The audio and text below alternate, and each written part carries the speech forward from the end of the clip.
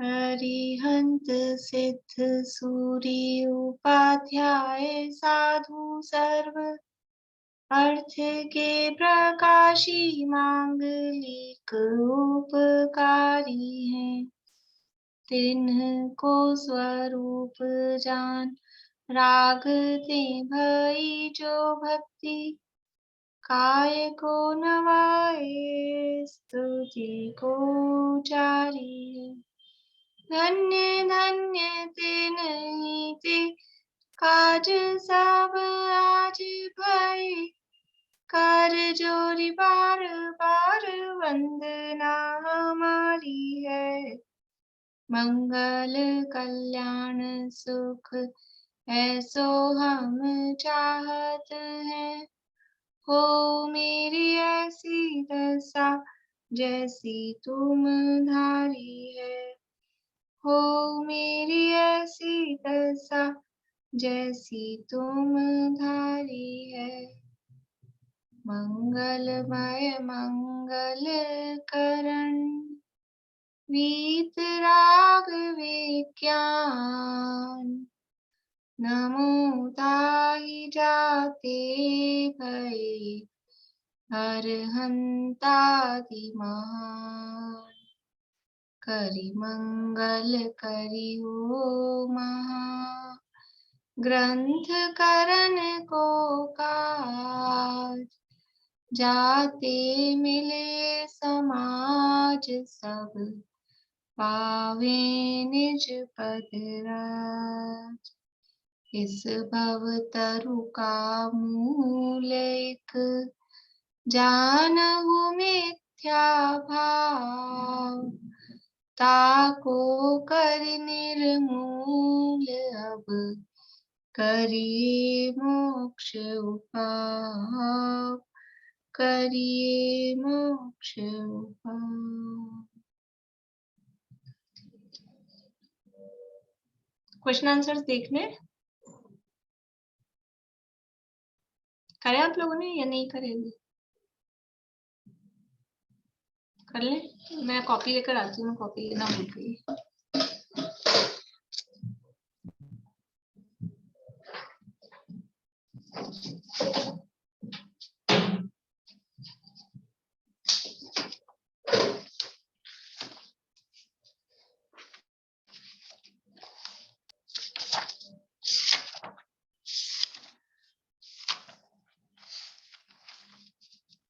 कौन से नंबर से है? 407 से है सुनीता आंटी? ठीक है, पेज नंबर है 258, क्वेश्चन नंबर है 407। नाम सीख लेना और लक्षण जान लेना यह डैश के अनुसार होते हैं तथा परीक्षा करने में डैश चाहिए। पूर्णिमा आंटी। नाम सीख लेना तो उपदेश के अनुसार होता है और परीक्षा करने में विवेक चाहिए। हाँ, नाम सीखना और लक्षण जानना दोनों उपदेश के अनुसार हो जाते हैं और परीक्षा में विवेक चाहिए। बढ़िया। उपदेश का निर्धार करने की प्रक्रिया क्या होती है? बोलो प्रीति।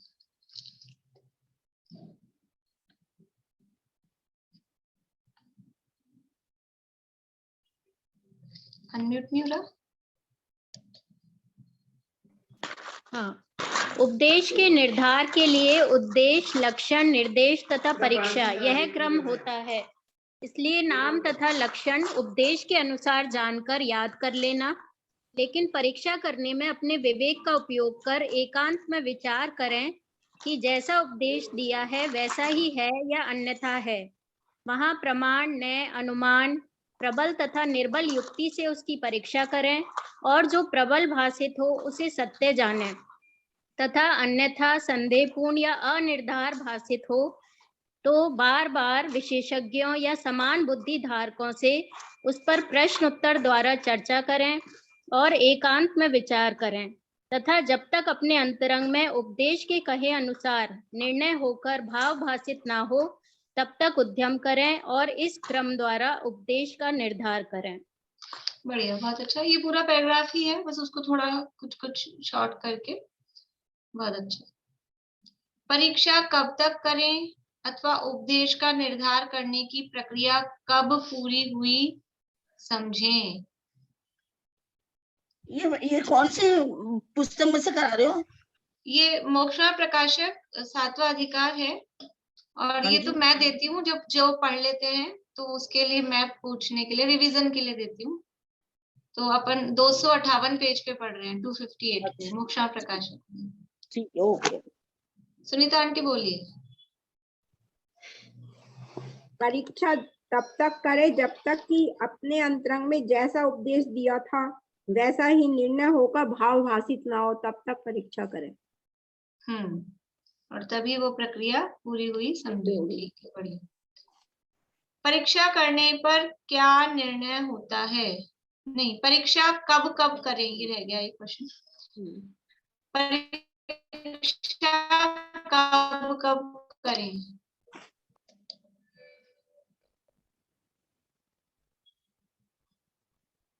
क्या बात है, बस प्रीति का ही हाथ खड़ा है।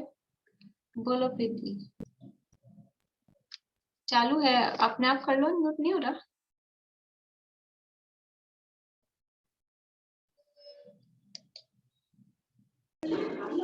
अच्छा, अपने आप नहीं हो रहा था क्या? नहीं, मुझे वो नाम अपना सुनाई नहीं दिया। अच्छा, ठीक। परीक्षा निम्न परिस्थितियों में करें। पहला, जब जिन वचन के द्वारा कहे गए उपदेश को अपने विवेक पूर्वक विचार करने और अनुमान प्रमाण युक्ति आदि से विचारने पर वह अन्यथा सत्यभाषित हो या उसमें संदेह रहे या निर्धार ना हो। दूसरा, अन्य मतियों द्वारा जो कल्पित तत्वों का उपदेश दिया गया है उससे जैन उपदेश अन्यथा भाषित हो या संदेह हो। बढ़िया, ये दो बातें आएंगी। एक तो जब उपदेश मिला, उस उपदेश की सत्यता के लिए, उसके भाव भाषण के लिए, या कहीं संदेह हो, अनुमान प्रमाण आदि से मैच नहीं हो रहा हो, तब परीक्षा करें। और अन्य मतियों द्वारा भी जो उपदेश दिया गया है उससे अपना जैन मत का उपदेश कुछ अलग लग रहा है, वहां भी, मतलब मेन पॉइंट क्या है, डाउट जहां है, जहां डाउट हो रहा है वहां परीक्षा करनी है। तो चाहे अपने, केवल अपने अपने मत में जो हुआ उसमें, या अन्य मतों के साथ में भी जहां डाउट हो वहां परीक्षा अवश्य करें। एक और कर लें। परीक्षा करने पर क्या निर्णय होता है? निशांति बोलिए। परीक्षा करने पर जैसा जिनदेव का उपदेश है वैसा ही सत्य है, मुझे भी इसी प्रकार भाषित होता है जब ऐसा निर्णय होता है, क्योंकि जिनदेव कभी भी जब ऐसा निर्णय होता है तब वह सोचता है कि जिनदेव अन्यथावादी नहीं होते हैं, क्योंकि वे तो सर्वज्ञ हैं और हितोपति वीतरागी हैं। हाँ, तो परीक्षा करने पर क्या निर्णय होता है कि जैसा जिनदेव का उपदेश है वही सत्य है और मुझे भी यही भाषित हो रहा है, मुझे भी यही फील हो रहा है। ये निर्णय परीक्षा करने पर हो जाता है। चलिए आगे के फिर बाद में कर लेंगे। अभी अपनी चर्चा चल रही है मोक्षणा प्रकाशक में, 7वां अधिकार है, और ये 7वें अधिकार के अंतर्गत सम्यक्त्व सन्मुख मिथ्या दृष्टि का प्रकरण यहाँ चल रहा है। और ये सम्यक्त्व सन्मुख मिथ्या दृष्टि क्या होता है, किस तरह की इसकी प्रवृत्ति होती है, कौन जीव सम्यक्त्व सन्मुख होने योग्य है या उसको सम्यक्त्व सन्मुख कहा जाए, वो सारी बातें यहाँ पर हमने चर्चा की है। अब उसके भाव कैसे होते हैं सम्यक सन्मुख के, तो सबसे पहले तो जब उपदेश सुनता है तो उपदेश सुनकर ही उसको बहुमान का भाव आता है, महिमा आती है, अपनी पर्याय की दुर्लभता ख्याल आती है, वो सारी चीजें होती है। उसके बाद में परीक्षा के बारे में यहाँ कहा कि वो जो भी उपदेश मिला है उसमें परीक्षा करके उसका भाव भाषण, यानी उसको फीलिंग कि ये जो कहा गया है, जो उपदेश मिला है वो वास्तव में ऐसा ही है। तो परीक्षा क्यों करना, क्या जरूरी है, उसके संदर्भ में यहाँ पर सारी चर्चा हुई। और फिर जब परीक्षा कर ली तो परीक्षा करने के बाद में रिजल्ट क्या हुआ कि जो कोर्स बताया था, उपदेश जिनके बारे में दिया गया था, क्या कोर्स है, प्रयोजनभूत मोक्ष मार्ग, देवगुरु धर्म, जीवादि 7 तत्व, निज पर और अपने को हितकारी अहितकारी भाव, ये इनके संबंध में उपदेश मिला था और इनके संबंध में ही परीक्षा करनी थी। और वो परीक्षा करके ये निर्णय हो गया, 7 तत्वों के बारे में निर्णय हुआ, उसमें मैं कौन हूँ, पर कौन है, मुझे हितकारी क्या है, अहितकारी क्या है, सच्चे देवगुरु धर्म कौन है और मोक्ष मार्ग क्या है, ये सब निर्णय हुआ। निर्णय होने के बाद में इनको हेतु से और युक्ति से सामान्य रूप से जाना और फिर प्रमाण न्याय द्वारा जाना, निर्देश स्वामित्व आदि से, सत्संख्या आदि से इनको जाना, और ये सब परीक्षा के अंतर्गत ही है और परीक्षा करने पर ये सब जानने से इनका निर्णय हुआ है। अब इस निर्णय के लिए और इनको इस तरह से जानने के लिए क्या करता है वो हमने पढ़ा था। इस पैराग्राफ को दोबारा से पढ़ के फिर आगे बढ़ते हैं। 260 नंबर पेज है, 260। बुक्स हो गई हैं सबके पास, अब शेयर करने की जरूरत नहीं है ना सबके पास? सुमन जी आपके पास भी है? ठीक है। इस प्रकार इस जानने के अर्थ कभी स्वयं ही विचार करता है, कभी शास्त्र पढ़ता है, कभी सुनता है, कभी अभ्यास करता है, कभी प्रश्नोत्तर करता है इत्यादि रूप प्रवर्तता है। यानी ये जो परीक्षा करके निर्णय करना है, इसके लिए कर क्या रहा है? तो ये 3-4 बातें कही, विचार कर रहा है, पढ़ रहा है, सुन रहा है, अभ्यास कर रहा है, यानी ये सब क्या है? हमने देखे थे स्वाध्याय के अंग।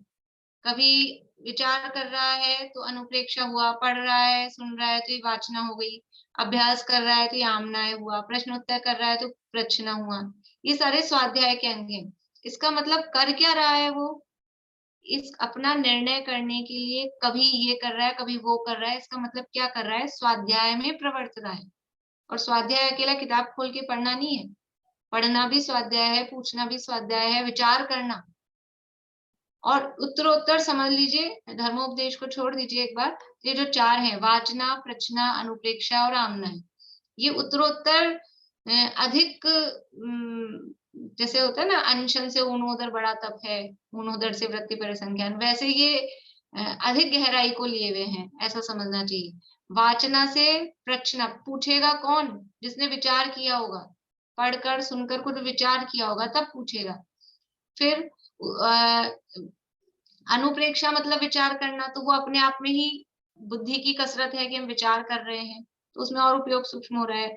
फिर बार बार आमना है, उसका बार बार में वही चिंतन मनन चलता रहे। तो ये उत्तरोत्तर समझ लीजिए, गहराई को लिए हुए, सूक्ष्मता को लिए हुए ये स्वाध्याय के अंग हैं। तो ये सारा काम वो कर रहा है। मतलब स्वाध्याय कितना इम्पोर्टेंट है। अभी प्रवचन सार विधान हो रहा था ना, तब दादा ने भी कहा था, संजीव जी ने भी कहा था कि स्वाध्याय अपन आवश्यकों में भी देखते हैं, श्रावकों के छठ आवश्यक में और मुनिराजों के छठ आवश्यक में, दोनों में स्वाध्याय को स्थान दिया है। ये स्वाध्याय कितना इम्पोर्टेंट है वो यहाँ पर भी अपने को समझ में आ रहा है कि सम्यक के सन्मुख की भूमिका में भी ये स्वाध्याय ही चल रहा है। बिना स्वाध्याय के कुछ होगा कैसे? पहले वाचना भी होगा और उसके बाद में विचार करके प्रश्ना और फिर बार बार में विचार करना, ये सारा काम होगा ही। तो ये सब करता है, इत्यादि रूप प्रवर्तता है, और ये सब कर रहा है, पढ़ रहा है, सुन रहा है, विचार कर रहा है, पूछ रहा है, तो परेशान हो जाता होगा। हम तो पढ़ पढ़ के परेशान हो गए, हम पूछ पूछ के परेशान हो गए। परेशान नहीं होता, अपना कार्य करने का इसको हर्ष बहुत है। ये मैं अपने लिए कर रहा हूँ, ये मेरा कार्य। जो अपना कार्य होता है, अपने लिए किया जाता है, वो कभी भी भार नहीं लगता। जिसे हम अपना मानते हैं उसका काम करने में भी कभी भार नहीं लगता, और जो हम हैं मतलब उस हिसाब से अपने लिए कुछ काम करने में भार नहीं लगता। अपना कार्य करने का हर्ष बहुत है। ये मेरा काम है, ये मैं हूँ, और ये अपना काम वास्तव में अपना काम है कि वास्तव में जो मैं हूँ आत्मा, उसकी खोज के लिए, उसकी प्राप्ति के लिए ये काम मैं कर रहा हूँ। तो ये असलियत में ये अपना काम है। अपना कार्य करने का इसको हर्ष बहुत है, इसलिए अंतरंग प्रीति से उसका साधन करता है। प्रीति पूर्वक वो सारे काम करता है। कोई उसमें परेशानी होती हो, उकताहट होती हो, मजबूरी लगती हो, ऐसा नहीं होता है। मैम पेज नंबर कौन सा है? 260, 260। Thank you. इस प्रकार साधन करते हुए जब तक सच्चा तत्व श्रद्धा न हो, यह इसी प्रकार है, ऐसी प्रतीति सहित जीवादि तत्वों का स्वरूप आपको भासित न हो, जैसे पर्याय में अहम बुद्धि है वैसे केवल आत्मा में अहम बुद्धि न आए, हित अहित रूप अपने भावों को न पहचाने, तब तक सम्यक्त्व के सन्मुख मिथ्या दृष्टि है। कब तक है? इस प्रकार साधन करते हुए। ये जो सारी प्रक्रिया बताई है, पहले तो वहां से लेना शुरू से, ज्ञानावरणादि कर्मों का क्षयोक्षम हुआ कि ये समझ पा रहा है, फिर कषाय मंद हुई, फिर उपदेश मिला, ये, और उपदेश मिलने के बाद में जो सारा प्रोसेस, असली काम कहाँ हो रहा है? शुरू की 2 चीजें हैं वो तो हो गई हैं बायलक, और उपदेश भी मिल गया है बायलक। अब अपना काम कहाँ से चालू हो रहा है? कि वो हो रहा है उपदेश मिलने के बाद में। ये जो 2-3 पेज की जो चल रही है ना पूरी प्रक्रिया, ये उपदेश मिलने के बाद में, ये विचार करना, निर्णय करना, परीक्षा करना, ये सारा काम, ये इस प्रकार साधन करते हुए, और कब तक उसको सम्यक के सन्मुख कहेंगे? ये साधन तो कर रहा है कि वो सम्यक के सन्मुख रहेगा। कब तक रहेगा? कि जब तक सच्चा तत्व श्रद्धान न हो जाए। यद्यपि वचनात्मक रूप में या शब्द मतलब ये ज्ञानात्मक रूप में, स्थूल रूप में तो हुआ है थोड़ा बहुत, तब तो वो करने में लगा है, तो स्थूल रूप से कह सकते हैं। लेकिन सच्चा तत्व श्रद्धान का मतलब है कि वो निर्णय पूरा होके सम्यक दर्शन की प्राप्ति ना हो जाए, अनुभूति ना हो जाए। सम्यक दर्शन प्राप्त हो जाएगा, फिर उसको सम्यक के सन्मुख कहेंगे कि अब तो प्राप्ति हो गया, अब सन्मुख क्या है? तो जब तक सम्यक दर्शन प्राप्त ना हो, इसलिए सच्चा तत्व श्रद्धान न हो, और यह इसी प्रकार है, ऐसी प्रतीति सहित जीवादि तत्वों का स्वरूप आपको भासित न हो। यानी पीछे अपने को प्रोसेस वाले में भी ये बात, यानी उसमें पीछे कहा था ना, परीक्षा करने के बाद में ये आपको ऐसी प्रतीति होगी, भासित होगा। तो परीक्षा की है हमने, और परीक्षा करके जब तक ये भासित का मतलब है अनुभूति में ना आ जाए, वो अनुभव में ना आ जाए कि ये इसी प्रकार है, ये जो तत्व है ये इसी प्रकार है। अभी हमको है कि नहीं ऐसी प्रतीति? कि अभी हमको भी है, लेकिन अभी हमको आगमानुसार है, कहें आज्ञानुसार है, अभी खुद का निर्णय नहीं है। अभी हमने जिनवाणी से पढ़ के सुन के ये, और पहले ये होगा ही, पहले शब्दों में आएगा, पहले थोड़ा रटना होगा। जैसे छोटे बच्चों को सिखाते हैं ना, छोटे बच्चों को चीजों का भाव वाचन होता है, पहले सिखा देते हैं, रटा देते हैं, ये रट लो सब चीजें। प्ले स्कूल में चल जाओ, सुबह से रटाना चालू करती है मैम वहां पे, तो एक बार वो रटना होगा, तो हम मतलब पहले रटेगा, और रटने के बाद में ही तो उसका शब्द ही नहीं जानेगा, तो भाव भाषण कहाँ से होगा? तो अभी हमको शब्दात्मक स्तर पर, या कहें ऊपरी लेवल पर, ज्ञानात्मक लेवल पर अभी हमको है, लेकिन ये यहाँ जो कह रहे हैं कि वैसा अपने को भाषित ना हो, मतलब वो श्रद्धा के लेवल पर जब तक नहीं आ जाए। और तीसरी बात क्या कह रहे हैं, इसको अपन ऐसे भी ले सकते हैं कि ये जो पॉइंट्स दिए ना, पहला, दूसरा, तीसरा, चौथा, यद्यपि तो 4 बातें उन्होंने अलग अलग की है, और उन्होंने तो ऐसे कोई पॉइंट्स डाले भी नहीं है मूल में, ये तो संपादन में पॉइंट्स डाले गए हैं। लेकिन अपन इसको एक मतलब वो भी बना सकते हैं कि इसके बाद में ये कि सच्चा तत्व श्रद्धान होगा, उसका फल क्या होगा? कि उसका फल ये है कि जीवादि तत्वों का स्वरूप अपने को प्रतीति सहित भासित होगा। और जब जीवादि तत्वों का स्वरूप ये इसी प्रकार है, ऐसी प्रतीति सहित भासित हुआ, उसका फल क्या होगा? कि जैसी पर्याय में अहम बुद्धि है वैसा आत्मा में अहम बुद्धि आ जाएगी। ये मतलब एक प्रोसेस जैसा भी इसको अपन कह सकते हैं कि जैसी पर्याय में अहम बुद्धि है, कि ये जो असमान जाति द्रव्य पर्याय है, इसको मैं मान के रखते हैं, और आधी रात को गहरी नींद में भी, कैसे भी बेहोश व्यक्ति को भी उसका नाम ले लेके जोर जोर से, कॉमा में भी हो ना, तो उसको किस उस पे मतलब उसको चेतना जागृत करने की कोशिश की जाती है, वो पहले नाम ले लेके, क्योंकि इस पर्याय में अहम बुद्धि रहती है। तो जैसी इस पर्याय में अहम बुद्धि है, वैसी केवल आत्मा में अहम बुद्धि जब तक नहीं आए तब तक ये काम करते रहना है, और तब तक वो सम्यक के सन्मुख मिथ्या दृष्टि है। और जैसी पर्याय में अहम बुद्धि है वैसी आत्मा में अहम बुद्धि आ गई, तो फिर क्या होगा ऐसा होने पर? कि हित अहित रूप अपने भावों को पहचान लेगा। यहाँ तो उस तरह से बता रहे हैं कि हित अहित रूप अपने भावों को न पहचाने तब तक सम्यक के सन्मुख मिथ्या दृष्टि है। तो कब तक रहेगा सम्यक के सन्मुख मिथ्या दृष्टि, उसके लिए यहाँ पे ये 4 बातें की है। अपन ने इसकी चर्चा कर ली थी, लेकिन 2 दिन हो गए तो ऊपर वापस से पढ़ के। और फिर क्या होगा, यह जीव थोड़े ही काल में सम्यक्त को प्राप्त होगा, इसी भाव में या अन्य पर्याय में सम्यक्त को प्राप्त करेगा। अभी तक तो सम्यक के सन्मुख है, तो सम्यक के सन्मुख का मतलब बिल्कुल ही अगले क्षण प्राप्त हो जाएगा उसको सम्यक की कोई जरूरी नहीं है। इस भाव में हो जाए, अगले क्षण में हो जाए, तो उसके पुरुषार्थ पे डिपेंड करता है। ये जो प्रोसेस में वो पुरुषार्थ कितना स्पीडली कर रहा है। काम तो यही करना है, काम यही करेंगे, लेकिन अब पुरुषार्थ कितना अधिक है। अगर पुरुषार्थ उग्र है तो तुरंत हो जाएगा काम, और पुरुषार्थ में मंदता है, धीरे धीरे कर रहे हैं, तो काम भी तभी होगा। लेकिन काम यही करना है और इसी विधि से होगा। तो वो जब तक सम्यक के सन्मुख है और वो थोड़े ही काल में सम्यक को प्राप्त होगा, इस भाव में या अन्य पर्याय में सम्यक को प्राप्त करेगा। कोई ऐसा सोचे मुझे हो नहीं रहा है तो ठीक, जैसे अपने लोग क्या करते हैं, कहें कि ध्यान में बैठो, तो ध्यान में बैठते हैं, घड़ी लगा के बैठ जाए ना, अलार्म लगा के, तो हम 5 मिनट नहीं बैठ सकते, मतलब बिना कोई ऐसे क्यों। और फिर हमको लगता है 5-10 मिनट हो गए, कुछ हो तो रहा नहीं है, इससे तो अच्छा अपन कुछ पढ़ ही लेते, इससे तो अच्छा 4 पेज पढ़ लेते, अब तक यही हो जाता। ऐसा अपने को लगता है, मतलब हमको क्या बोलना चाहिए, धैर्य नहीं होता है। हमको ऐसा लगता है हम ध्यान में बैठे और 5 मिनट में अपने को तो आत्मा का भी बैठे रहो और पता लगा कुछ नहीं हुआ।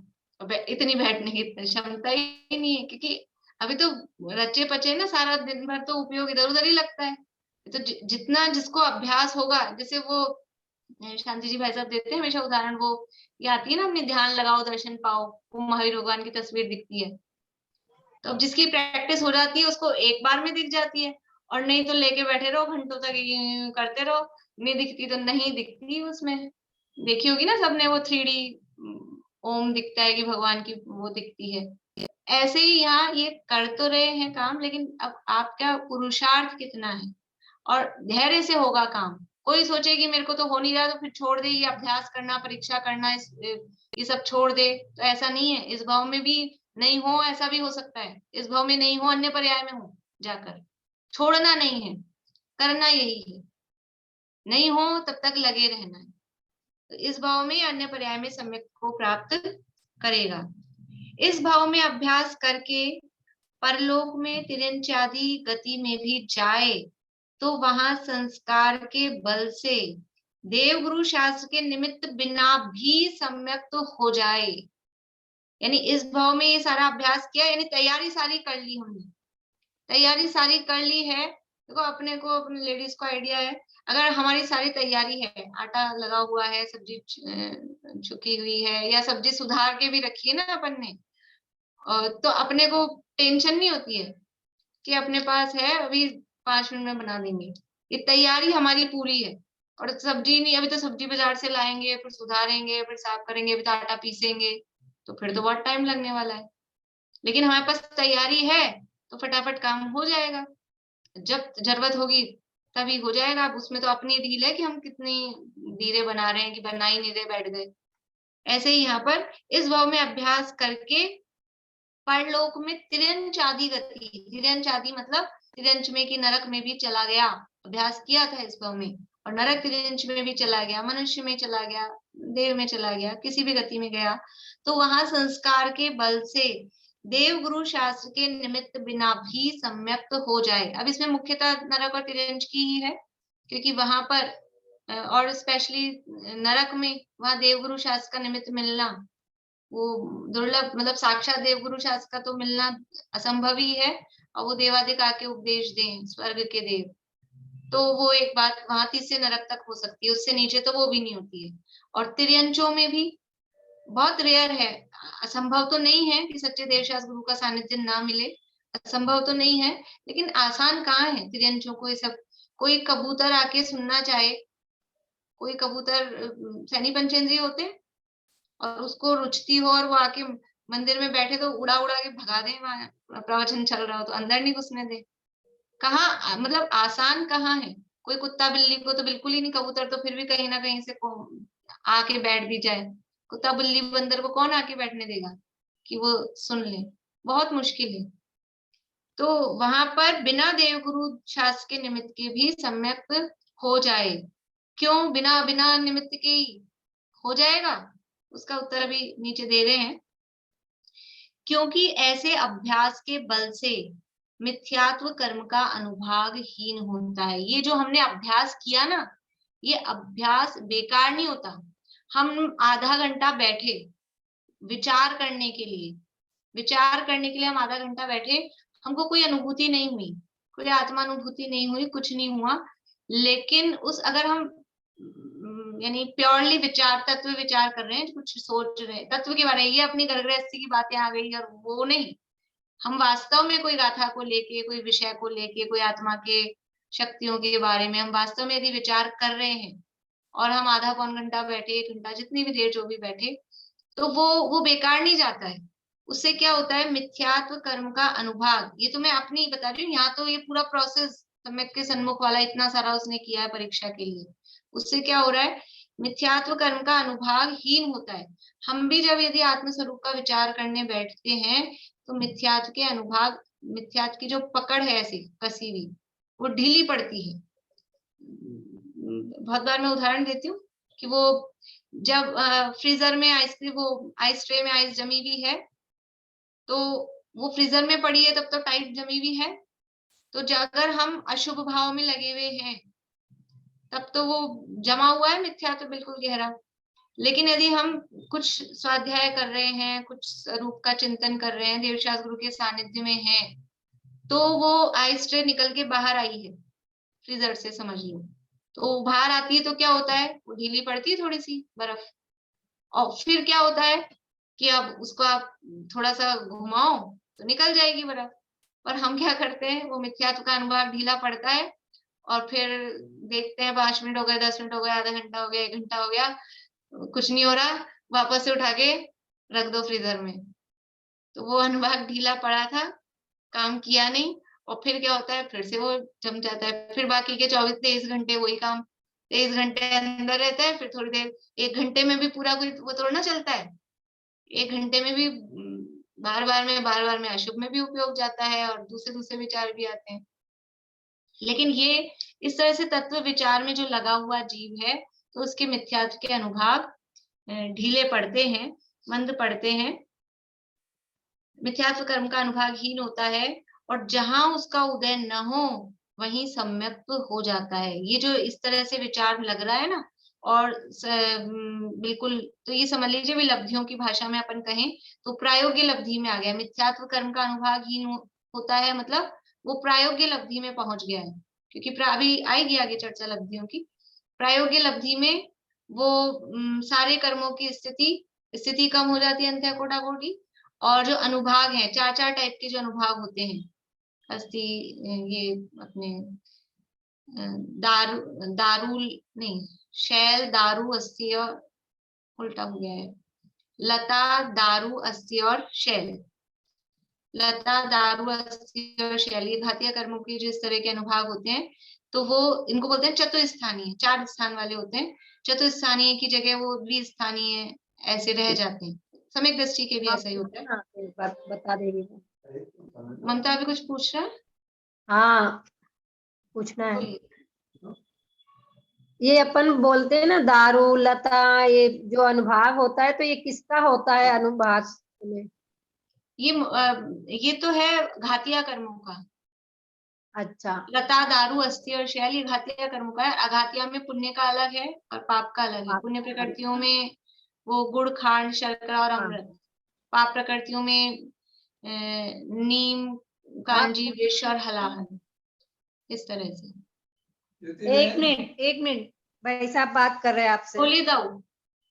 ये घातिया कर्मों में पर्टिकुलर किसी कर्म का है या नहीं, चारों घातिया कर्मों में। ज्ञानावरण में भी ये चारों भेद पड़ेंगे, दर्शनावरण में भी, मोहिनी, अंतराय, सभी में। ऐसे ही कर्म में भी चारों में लागू पड़ेंगे।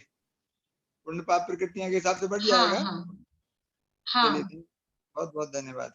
और वो जो स्थिति के में है वो रेखा संबंधी है, मतलब सुखी नहीं, होने की रेखा। स्थिति में रेखा संबंधी नहीं है। स्थिति तो स्थिति रहेगी, उसमें ऐसा उदाहरण नहीं है। वो तो जो वो चट्टान, टंकोत्कीर्ण, गीली वो मिट्टी, दृष्टांत है उनकी, वो बताने के लिए, पर वो स्थिति के नहीं है दृष्टांत। वो किसकी है वही पूछ रहा हूँ। वो कषायों के दृष्टांत दिए हैं, कषायों की तीव्रता बताने के लिए, तीव्रता मत अनंतानुबंधी अप्रत्याख्यान आवरण इसका है क्या?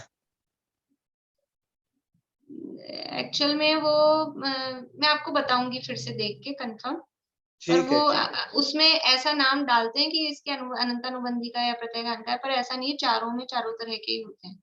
मैं आपको रेफरेंस देख के बता दूंगी। थोड़ा सा इसको कंफर्म करिएगा। जैसे हाँ जैसे संजुलन में बोलते हैं कि पानी की लकीर है, हाँ, वो कषायों का ही उदाहरण, है। वो उदाहरण है, वो उनके उदाहरण है। स्थिति का तो है ही नहीं उससे कनेक्शन, वो उनके उदाहरण दिए गए हैं। लेकिन उसमें भी वो चारों में, अभी विकास भैया की क्लास रेत में, उसमें उन्होंने रेत में बताया लकीर, चारों में चारों उदाहरण लगते हैं। चलिए, तो यहाँ पर ये ऐसे अभ्यास के बल से मिथ्यात्व कर्म का अनुभागहीन होता है, और अनुभागहीन होता है, और एक स्थिति ऐसी आती है कि उसका उदय ही नहीं बचे। यानी जीव का पुरुषार्थ चालू है, जीव का पुरुषार्थ चालू है, और वो अनुभागहीन होता जा रहा है। और अनुभागहीन होने के बाद, इसमें भी आगे आएगा तब अपन देखेंगे कि वो एक पोजीशन ऐसी आती है कि वो मिथ्यात्व, जैसे ये कर्म के निषेध लगे हुए रहते हैं लाइन से, ऐसे ऐसे ऐसे सारे कर्म लगे हुए हैं। तो जीव अपने परिणामों के निमित्त से, जीव के परिणामों के निमित्त से कुछ परमाणु, जैसे ये वाला टाइम है बीच वाला, इस टाइम पे सम्यक दर्शन होना है। वो तो जिसको होना है निश्चित है ही, तो ये टाइम पे सम्यक दर्शन होना है। तो इतने समय पे के जो मिथ्यात्व के निषेध थे, उनको क्या करता है, कुछ को ऊपर करता है, शब्द बोलने में आता है, मतलब वो परिणामों के निमित्त से होता है। कुछ परमाणु ऊपर चले जाते हैं, ऊपर की स्थिति में, कुछ परमाणु नीचे की स्थिति में आ जाते हैं, और ये जो टाइम है इतना सा, वो खाली हो जाता है। तो ये वही बात कह रहे हैं कि जहां उसका उदय नहीं हो, ये इस तरह का, ये जो हम काम कर रहे हैं ना, ये जो अभ्यास ये चल रहा है, इससे ये मिथ्यात्व कर्म में इस तरह की, जीव तो बैठा है ध्यान में, अपने विचार चिंतन मनन में, आत्मा संबंधी विचारों में, और ये कर्मों में उथल पुथल ऐसी हो रही है, ये उथल पुथल ऐसी हो रही है, कुछ ऊपर जा रहे हैं, कुछ नीचे जा रहे हैं, कुछ ऊपर, तो कुछ तो जल्दी उदय में आके खत्म हो गए, कुछ बाद में उदय में आएंगे, और बीच में कुछ टाइम अंतर्मुहूर्त काल ऐसा हो जाएगा कि तब मिथ्यात्व कर्म का उदय ही नहीं रहेगा। और मिथ्यात्व कर्म का उदय नहीं है, इसका मतलब क्या हुआ कि वो सम्यक्त्व हो गया है।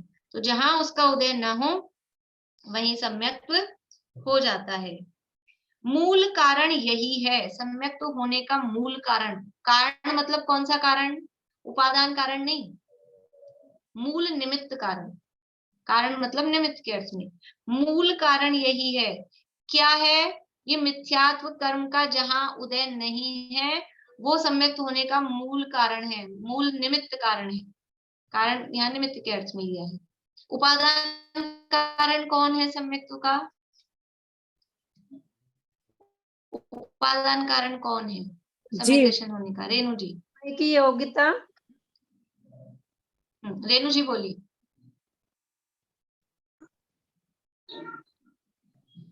अपने आत्मा का श्रद्धान होगा क्या?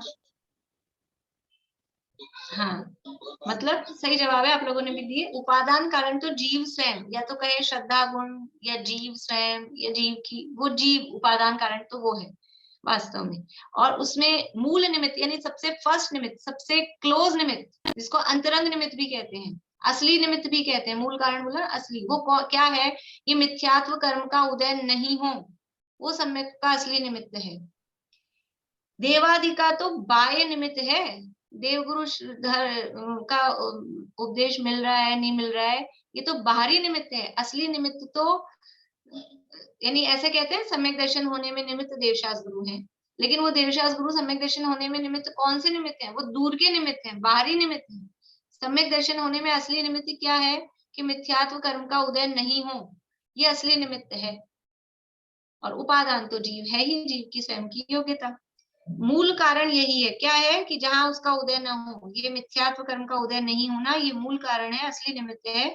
देवादि का तो बाह्य निमित्त है, सो मुख्यता से तो इनके निमित्त से ही सम्यक होता है।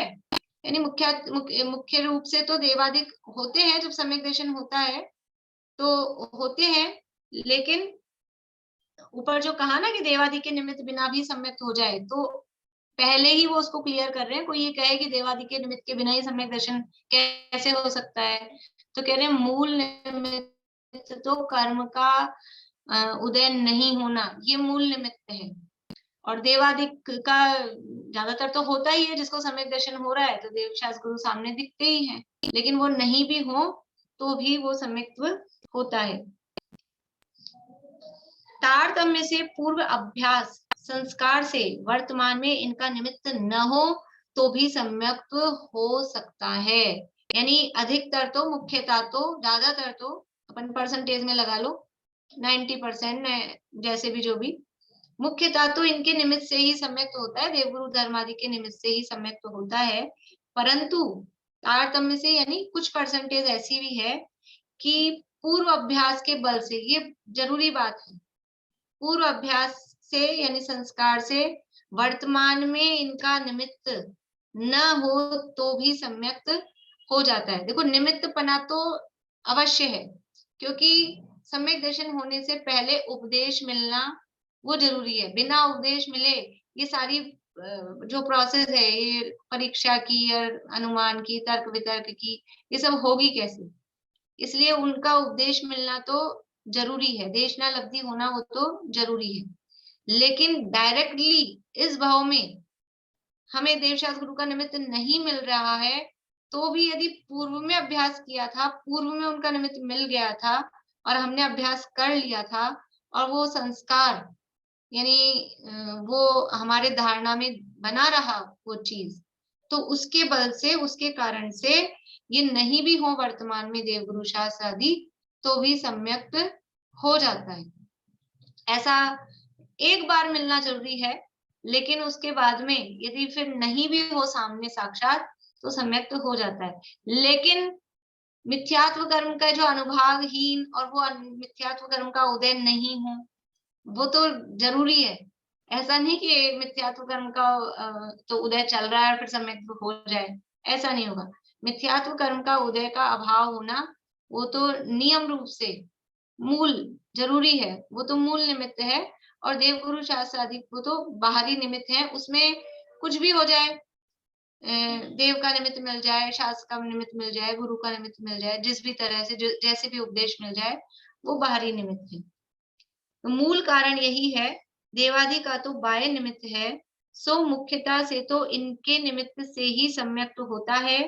तारतम्य से मतलब समझ लीजिए गौण रूप से कहना चाहते हैं, मुख्यता तो इनके निमित्त से होता है, लेकिन गौण रूप से कहें तो पूर्व अभ्यास संस्कार से वर्तमान में इनका निमित्त न हो तो भी सम्यक्त हो सकता है। ऐसा नहीं है कि नहीं हो सकता है। नरक में कोई देवशास्त्र गुरु सामने नहीं है, चौथे नरक से नीचे, लेकिन तो भी यदि पूर्व में अभ्यास किया था और आयु बंद हो गई थी और नरक में चला गया है, तो वहां जाके भी काम कर सकता है। कोई क्षेत्र, कोई परिस्थिति, कोई गति, कोई काल, कोई बाधा नहीं पहुंचाते। काम करने वाला चाहिए। यदि हम काम करने के लिए तैयार हैं, तो बाहरी परिस्थितियां तो अपने आप ही हो जाती हैं सेटल। सिद्धांत में, सिद्धांत का मतलब क्या होता है? सिद्धांत का मतलब है, एक तो मूल धवलादि जो ग्रंथ हैं, षटखंडागम आदि, उनको सिद्धांत कहते हैं। और यहाँ तत्वार्थ सूत्र को भी सिद्धांत शास्त्र, तत्वार्थ सूत्र भी सिद्धांत शास्त्र है। यहाँ कह रहे सिद्धांत में तन निसर्गाद अधिगमाद्वा, ऐसा सूत्र है। कहाँ पर है? पहले अध्याय में तीसरा सूत्र है, सम्यक दर्शन ज्ञान चारित्राणि मोक्ष मार्गः तत्वार्थ श्रद्धानम सम्यक दर्शनम तन निसर्गाद अधिगमाद्वा, ये तत्वार्थ सूत्र का सूत्र है।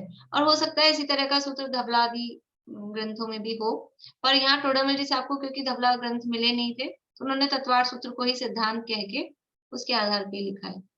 तत्वार्थ सूत्र की इसीलिए इतनी महिमा है, यानी जो उसके पाठ की परंपरा है, और उसको पहले के जमाने में तो बिल्कुल जैसे हम भगवान को छूते हैं ना धुले हुए वस्त्र पहन के, शुद्ध वस्त्र पहन के, वैसे ही शास्त्रों को भी शुद्ध वस्त्र धोते हुए बट्टा पहन के और मंदिर में। और अभी भी जो धवला आदि शास्त्र हैं वो तो उतनी ही शुद्धता के साथ में पढ़े जाते हैं और पढ़ने चाहिए। और ऐसा नहीं है तो और शास्त्र अशुद्धता से पढ़ लें, सभी शास्त्रों को उतनी ही विनय और उतनी ही शुद्धता के साथ में पढ़ना चाहिए।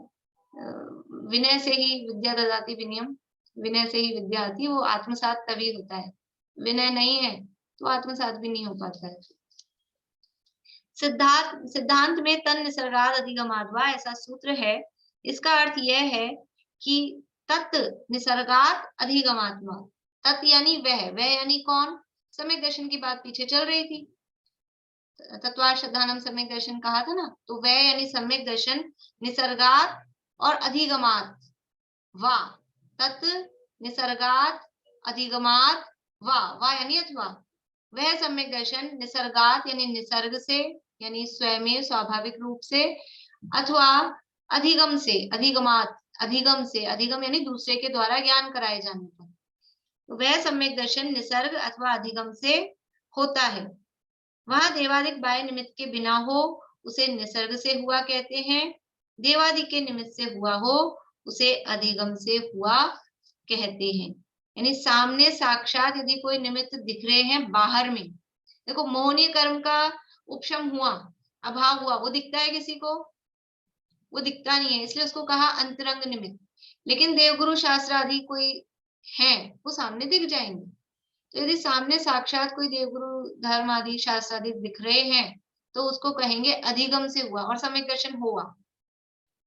सामने देवगुरु शास्त्र का निमित्त है और किसी जीव को सम्यक दर्शन हुआ तो उसे कहेंगे अधिगमज सम्यक दर्शन, कि अधिगम से हुआ। जैसे कि उदाहरण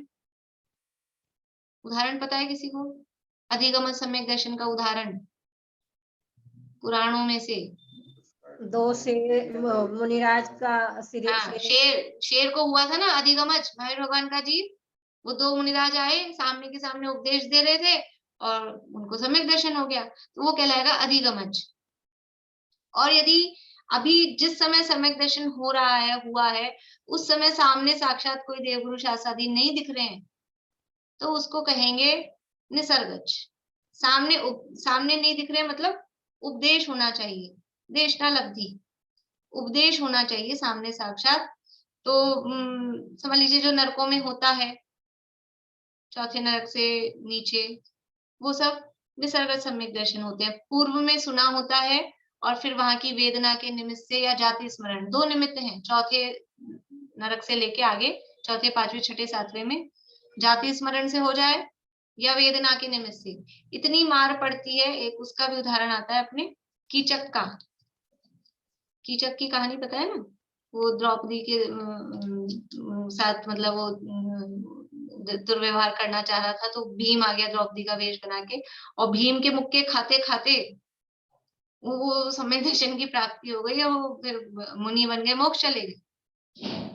तो वेदना से नरकों में होता है, वेदना के, दुख में सुमिरन, दुख के समय तो वैसे ही भगवान याद आते हैं, दुख के समय सब धर्म याद आता है तो दुख में तो लेकिन इतना आसान भी नहीं है, उस दुख के समय वो याद आ जाए वो भी आसान नहीं है। दुख के समय ऐसा भी होता है सब भूल जाते हैं, फिर वो दुखी दुख में उपयोग जाता है। तो वेदना के निमित्त से और जाति स्मरण के निमित्त से, बिना सामने साक्षात देव गुरु शास्त्र आदि का निमित्त हुए बिना वहां सम्यक दर्शन हो जाता है, उसे निसर्ग से हुआ कहते हैं। इस प्रकार यानी इस भाव में ये अभ्यास करना, अवश्य करना, इसी भाव में हो जाएगा, कोई बाधा नहीं है, ना तो कोई काल की बाधा है, ना कोई स्त्री पुरुष पर्याय की बाधा है, ना कोई और बाधा है, तो इसी भाव में हो जाएगा, अभ्यास अवश्य करना। फिर भी ये तो उनके लिए कहा है कि जो बाई चांस, कि कितने होते हैं कि जो अभ्यास कर रहे हो, लग रहे हो और फिर भी उनको ना हो, ये कोई एक आध रह जाए ना, वो 0.00001%, उसके लिए लिख दिया है ये कि इस भाव में ना हो तो अन्य भाव में जाकर कर ले, अदरवाइज इतना जो काम करता है उसको होता ही है। प्रापति न वह कछु ऐसो तू विचारत है, सही वह है प्रापति स्वरूप यो ही जान ले। भैया जगवासी तू उदासी वह के जगत सो, एक 6 महीना उपदेश मेरो मानु रे। और संकल्प विकल्प के विचार तजी, बैठ के एकांत मन एक ठौर आनु रे। तेरो घट सर तामे तू ही है कमल, ताको तू ही मधुकर वह सुवास पहचान रे। प्राप्ति न वह कछु ऐसो तू विचारत है, सही वह प्राप्ति स्वरूप यो ही जानो रे। सही वह यानी निश्चित रूप से, पीछे भी अपने यहाँ मोक्षांग प्रकाशक में वो आया था ना, सही करे। सही का मतलब है निर्णय करे। सही वह प्राप्ति, निश्चित रूप से निर्णय करके हम कह रहे हैं होगी ही प्राप्ति। फिर भी वो लिखा है कि किसी को नहीं हो, वरना तो होगी ही, जो करेगा ऐसा। तो ऐसा हम अभ्यास करें और इस अपने आत्म स्वरूप की प्राप्ति करके ये सम्यक दर्शन की प्राप्ति करें। अभी की चर्चा यहीं पूरी करते हैं, ये फिर अपन कल करेंगे इसकी चर्चा। इसमें प्रश्न है? सम्यक लिखा है ना इसमें, तो इसमें से वो जो जोड़ी में लिखा है ना अपन ने, निश्चय व्यवहार, निश्चय सम्यक, और इसमें से देख के लिखा था मैंने निसर्ग जोड़ वो अधिगम। ये भी, और पीछे नवे अधिकार में निश्चय को, नवे अधिकार में ना वहाँ सीधा साफ यही लिखा है, सम्यक दर्शन 2 प्रकार का है।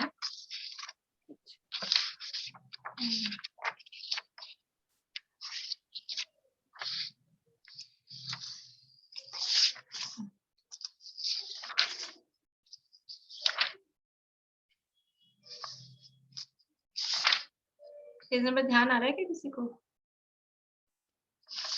मैंने इसमें देखते इसमें लिखा है कि पेज नंबर।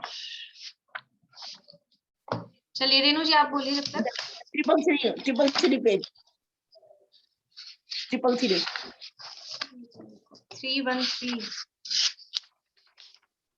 313 333 सबसे नीचे की लाइन में है वो मिथ्या सुवस प्रथम पश्चिम सम्यक और द्वितीय पश्चिम सम्यक। नहीं, प्रथमोक्षम द्वितीयोक्षम नहीं, वो सम्यक दर्शन, निश्चय सम्यक दर्शन और व्यवहार सम्यक दर्शन। वैसे ये भी सही हो सकता है ना, दिया है तो ये भी हो सकता है, इसमें कोई दिक्कत नहीं है।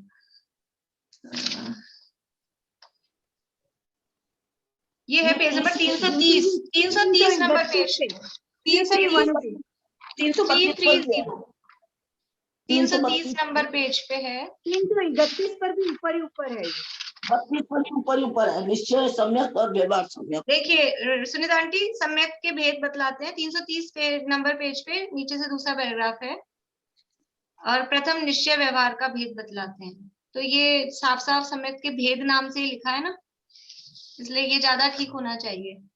रेणु जी बोलिए, अनम्यूट करके बोलिए। अघात्य कर्म के जो आपने एग्जाम्पल दिए थे ना, वो वाला एक बार नाम, और एक मेरे को मैं पूछ रही थी कि जो देवता और स्वात्य नरूप में जा सकते हैं ना देवता लोग, तीसरे नहीं तीसरे का तो मुझे पता है, लेकिन पता नहीं मैं आपका पीडीएफ में देखी कहाँ देखी कि अवधि ज्ञान की मर्यादा, अवधि ज्ञान की मर्यादा होगी, वो नरक में जा नहीं सकते हैं। मैं आपको भेजूंगी एक बार कि इस नरक तक यहाँ तक जा सकते हैं, सातों नरक अरे तक तो वो लिखा हुआ है। नरक में मतलब कि मर के नहीं, वो अवधि ज्ञान का क्षेत्र होगा, जानने की मर्यादा होगी। शक्ति अपेक्षा बताया आपने। हाँ, वो शक्ति या अवधि ज्ञान वो होगा, और नहीं, वो नहीं हो सकता, हो ही नहीं सकता। बोलिए मीना चाची। अच्छा वो तो बताइए मेरे को, पंडित टोडरमल व्यक्तित्व कर्तृत्व कहाँ से मिलेगा? पीडीएफ मैंने भेजी थी एक दिन ग्रुप में। अच्छा, टेलीग्राम ग्रुप में पीडीएफ भेजी। हाँ, मोक्षा प्रकाशक की वो है। निर्धार कैसे होगा, कैसे हो, ये नाम बताओ, ज्ञान बढ़ाओ। वो कल करेंगे, अभी टाइम बहुत हो गया, मुझे स्मारक भी जाना है। रेणु जी वो है लता, दारू, अस्सी और शैल। वो तो हो गया अघात्य कर्म का। अघात्य के फिर बाद में बताएंगे, अभी बोलिए। एक चीज पूछ रही हूँ, रायन सर टोडरमल जी का लिखा हुआ ग्रंथ है क्या? नहीं कुंद आचार्य का कहा जाता है, उसमें भी थोड़ा वो है। नहीं, ये आपका बूझो तो जाने में वो रहनसार लिखा है, मैंने इससे पूछ ली। किसमें लिखा है? ये इसमें लिखा है पंडित तोडरमल जी द्वारा उद्धृत एक ग्रंथ जिसमें दान को कल्पवृक्ष उद्धृत के लिखा है समान ना, उद्धृत मतलब कोट किया है, कोटेशन दिया है उसका। ओह उद्धृत का अच्छा, मतलब उन्होंने लिखा है नहीं, कोट किया है। ओके। चलिए अभी यही पूरा करते हैं। आपको क्वेश्चन भेजती हैं, वो कहाँ मिलेंगे मेरे को भी भेज दीजिए। वो जो अपना जूम पाठशाला ग्रुप है ना, उसमें ही मैं अभी भेजती हूँ। हाँ, वो आपने अभी जूम बनाया? नहीं अभी बनाया वो नहीं, वो तो टेलीग्राम ग्रुप है, जिस ग्रुप में आपको इन्फॉर्मेशन मिलती है ना, व्हाट्सएप ग्रुप। व्हाट्सएप ग्रुप में आपने ज्वाइन कर लिया ना? हाँ जी। उसमें ही भेजती हूँ मैं। अभी वाले ये वाले फिर से भेज दूंगी और फिर आगे उसी में आएंगे। ठीक है, ओके, थैंक यू। ठीक। जिनवाणी स्तुति।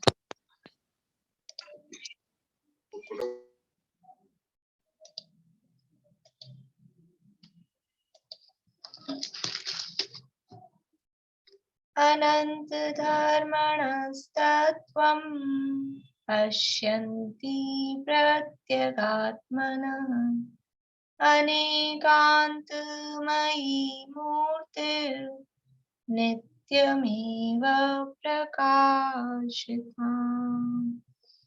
देखे पर से भिन्न अगणित गुणमय आत्मा अनेकांतमय मूर्ति सदा प्रकाशित ही रहे।